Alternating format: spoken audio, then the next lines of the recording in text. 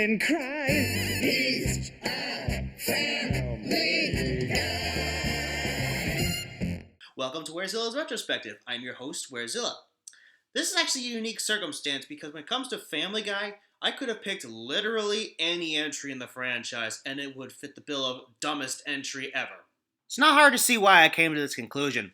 From the beginning, Family Guy has had a number of issues, the most glaring being its insistence on cutaway gags. Not to say cutaway gags can't work, but the effectiveness of the joke relies on being relevant to the topic at hand. And in its earlier days, Family Guy's jokes tended to work, be it the content or the delivery, which is another important factor. And I'd be remiss if I didn't mention this lyric in the theme song. It seems today that all you see is violence in movies and sex on TV. But where are those good old-fashioned values on which we used to rely? A good question, since the show has gotten a lot more mean-spirited, preachy, and just plain not funny. Where are those good old-fashioned values, indeed? But if there's anything that hasn't changed over the years, it's the fact that the people who make this show really, really like Star Wars jokes. I mean, watch any given episode and there's a strong chance they'll make a Star Wars joke. So eventually they decided, let's make an episode retelling Star Wars with our show's cast. Of course, Family Guy is not the only adult-oriented comedy show to have this idea, more on that later, but in their case, it seems like a good idea. Namely, so they can get it out of their systems. As I understand it, they were originally going to only do one special based on A New Hope, but it was well received, so they were given the all clear to do the rest of the original trilogy. Unfortunately, the decline I was talking about happened between specials, so there's a sudden drop in quality between the first and the second. Here we go. One thing I'm not going to go into too much detail is the plot, because it's the same as the original Star Wars trilogy. I'll be skimming plot details unless it's relevant to the joke, and how it doesn't work. Our first special is called Blue Harvest, named after the fake title used by 20th Century Fox to hide the fact they were making Return of the Jedi back in '82. Probably should have saved it for their Return parody, but hey, they didn't know they were going to make all three at the time. So our framing device involves the Griffins watching TV together until the power goes out. What are we gonna do now? Well, we could light some candles and read. Yeah, right. Yeah, that'd be great. Yeah, read the inside of my butt. Hey. Peter begins retelling the events of A New Hope with Chris in Luke's role, Lois in Leia's role, Peter himself as Han, Old Man Herbert as Obi-Wan, Brian as Chewbacca, Quagmire and Cleveland as C-3PO and R2, and Stewie as Darth Vader. In contact with these characters' roles and Family Guy itself, these are good choices. Chris's naivete matches up with Luke's in the first film, Peter and Brian being best friends works to recreate Han and Chewie's friendship, and Stewie being Darth Vader makes a ton of sense, given, at the time, the whole joke revolving around Stewie, a baby, which most people see as innocent, actually being a mad scientist bent on world domination and matricide, was hilarious. Having him be Vader makes a similar joke as the one from Spaceballs, where the biggest, baddest threat to the universe was a little guy in a big helmet, the comedy coming from his threat being played straight to make it all the more ridiculous. You know, the joke that was lost on Mel Brooks when he returned to make the Spaceballs cartoon. Speaking of jokes, Blue Harvest is undeniably the special where the jokes work best, namely because they're actually Star Wars jokes. Hey, where you going? You can kiss the lower part of the back of the canister that is my body. This door's locked. Move on to the next one. Well, maybe they're behind this door. I just said it's locked. I'm Han Solo, captain of the Millennium Falcon and the only actor whose career isn't destroyed by this movie.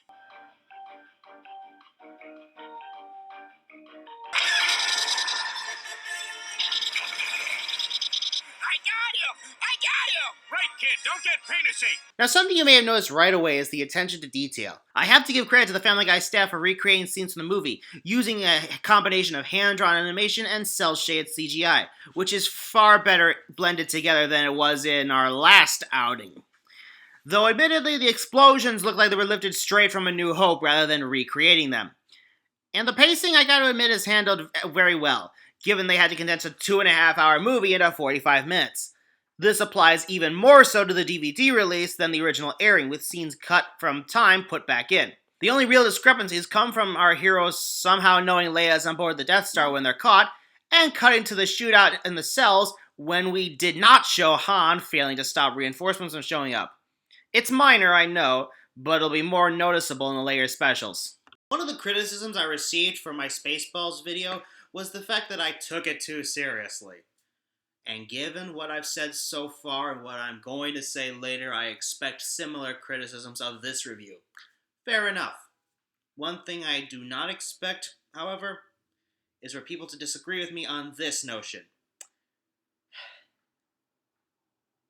Robot Chicken did not deserve to get raked into the coals the way it does. Once all is said and done, Luke blows up the Death Star, Peter finishes the story, and the power comes back on, we get this exchange between Peter and Chris. Yeah, but didn't Robot Chicken already do this 3 months ago?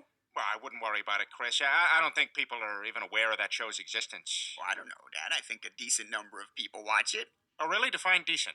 I think it's the highest rated show on Cartoon Network, and the Star Wars episode doubled that audience. Well, yeah, but double 10 people is like 20 people, so I mean, what kind of numbers are we talking about here, you know? Don't be glib about this stuff, Dad. It's a legitimate show, and they beat you to the punch. Look, I get what they're trying to do. Chris is voiced by Seth Greene, who is Robot Chicken's showrunner, but turning Chris into his stand-in comes completely out of left field. This gag is pulled in the next 3 specials, and they get progressively meaner with each one. My problem is Chris stops being a character just so he can defend Seth Greene, while Seth MacFarlane, Peter's actor and Family Guy's own showrunner, racks his supposed friend under the coals. And speaking of the later specials, let's move on to the next one, Something Something Something Dark Side, named after a cutaway gag done years before. That's more indicative than intended, since from the moment it starts, we have a problem.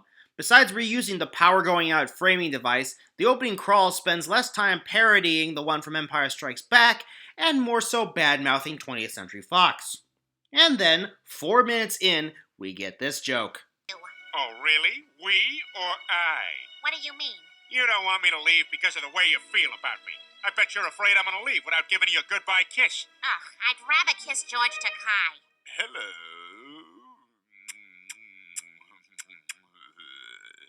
Right, that joke makes total sense, except for the fact that George Takei is gay, and so he would not like that.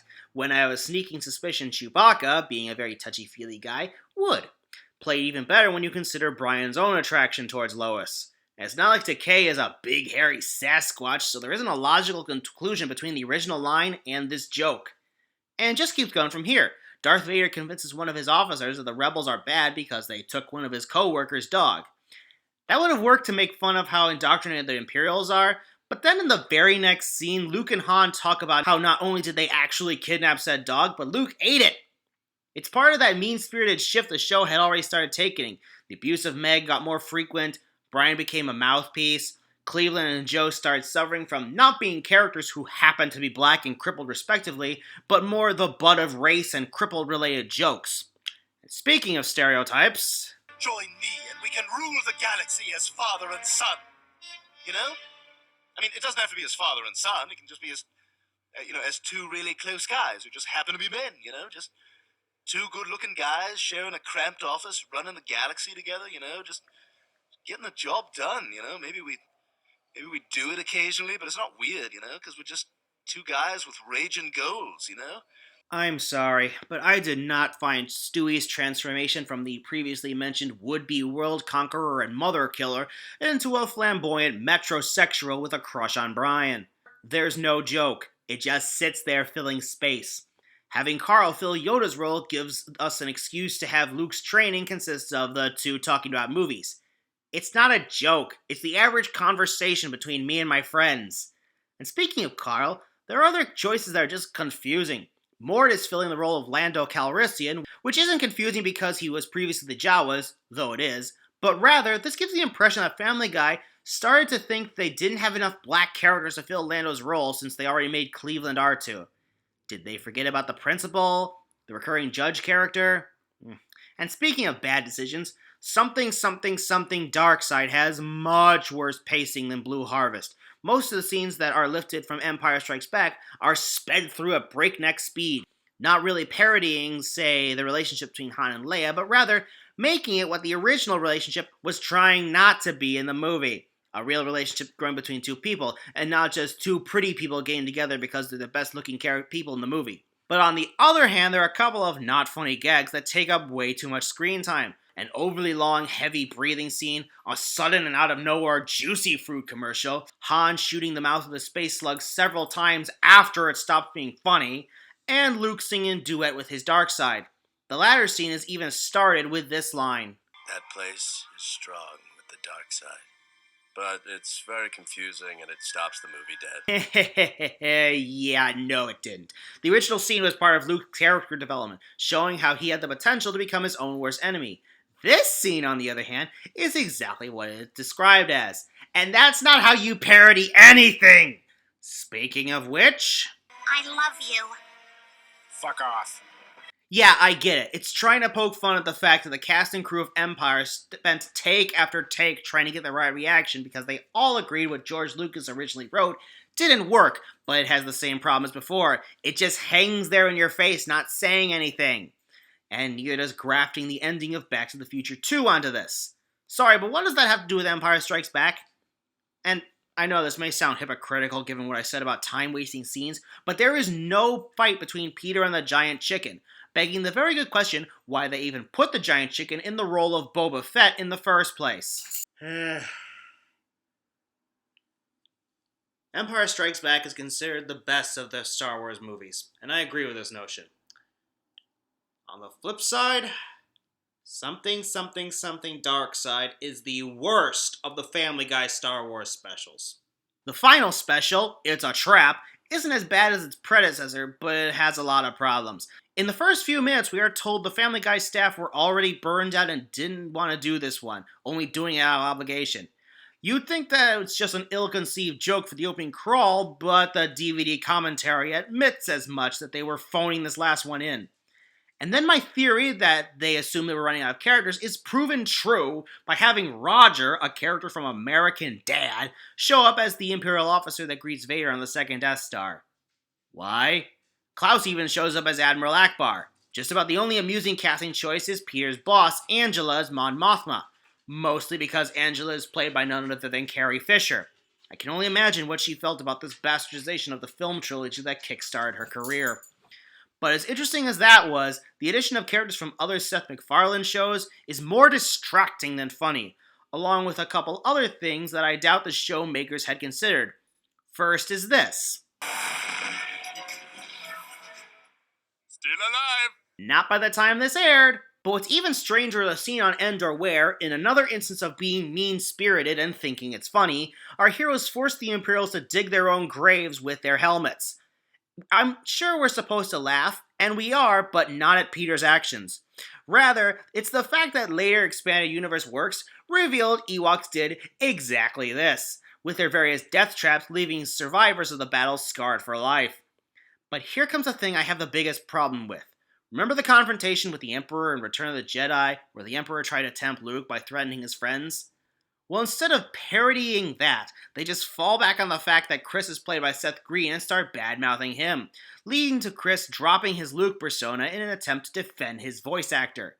Before, this was MacFarlane and Greene ribbing each other over having the same idea for their shows, but now it's just flat-out insults towards Greene.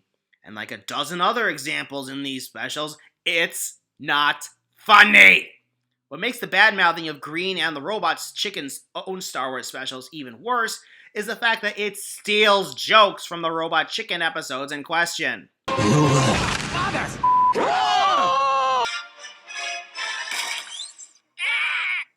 Jesus Christ. I'm trying to find something funny, something that provides commentary about Star Wars, but this just keeps giving me something wrong to talk about. Remember when I talked about leaving out scenes back in Blue Harvest? Well, here it ruins a joke. You're my sister. I know. Somehow I've always known. You have? Did you know when you kissed me on Hoth? No, you didn't. That part was left out of Something Dark Side, remember? Ugh. Your condensing may have been needed because this isn't feature length, but here you have a potential incest joke, which we the viewers who saw Return of the Jedi get, will groan, but will get it. Unfortunately, the joke wasn't set up ahead of time, so it's a punchline that, say with me now, just sits there not doing anything. This is why the Robot Chicken specials worked. Because it's a series of isolated sketches, it's able to look at individual moments from the films and parody them without having to worry about the larger context of a narrative. Why am I doing this? Why am I telling comedy writers how to do their jobs? If they work in comedy, they should know how to write frickin' comedy! The Family Guy Star Wars specials may have seemed like a fun idea, but ultimately fell apart, much in the same way the main show itself has. I suppose I should be glad that John Williams' awesome score is here and the look of the original films is replicated pretty well, but even the Star Wars brand doesn't help it. The inherent flaws of Family Guy stop it from being a proper parody. I even go so far to say I'd rather rewatch the prequels than go back and watch these specials. And really, when someone says the words, "I'd rather watch the prequels than this," you failed. There's no arguing with that. You failed. So what did we learn today? Well, besides the fact I prefer Robot Chicken's take on Star Wars, it's that parody works when it's funny, when it tells us something about the original work. That Family Guy should get a better writing staff, presumably one that doesn't have such a bloated ego, and finally, that we shouldn't waste our time on shit we clearly shouldn't. I need something to cheer me up. Something that'll be enjoyable to watch. Last time I needed to pick me up after a bad experience, I got something great. I need something that I need something... I need to cheer myself up. Something that'll be enjoyable to watch. Last time I needed to pick me up after a bad experience, I got something great. I need something that I can enjoy. Something like...